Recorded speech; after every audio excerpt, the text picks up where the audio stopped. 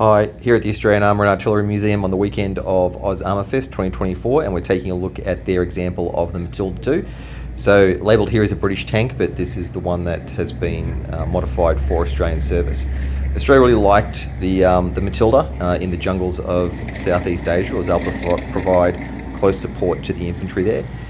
It was better than the Stuart. The Stuart had been tried, was not preferred, but the Matilda had a long service with the Australian Army up until the end of the war in the Pacific. It was great because it could be launched off a landing craft medium, so it could be launched off a relatively small landing craft and make it ashore without needing deep harbours and big landing craft to get it ashore.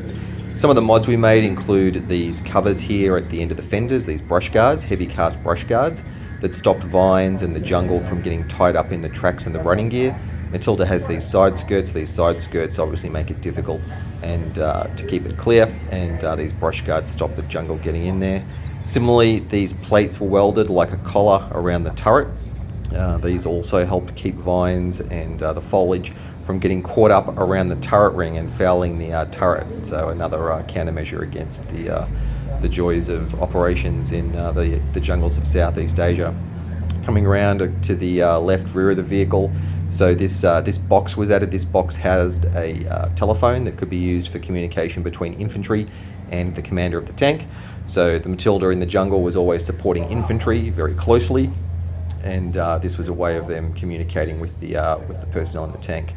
One mod which is not on this tank, which was often added to Australian Matildas, was a mesh that was placed on a frame over the louvers that stopped hand grenades and other explosives being thrown onto the rear deck and damaging the rear deck, damaging the engine, hand grenades being rolled into the engine bay, that kind of thing.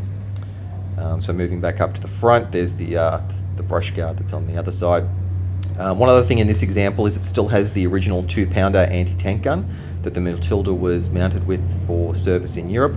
A lot of these were replaced by the Australians with 3-inch howitzers because the howitzer was better for providing support to infantry in the jungle. But this example retains that 2-pounder. Australian markings at the front.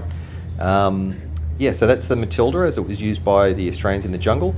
Interestingly, next to it in yellow is the tank that replaced it in British service. So over here, this yellow tank is the Infantry Tank Mark III, or Valentine.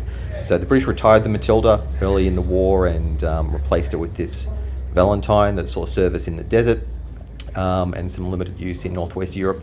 Also, that was replaced by the Churchill. Anyway, here's the Matilda. Thank you for getting to the end of the video. I appreciate you listening to me, and hopefully bring you another video of the tank very soon. Thanks. Bye.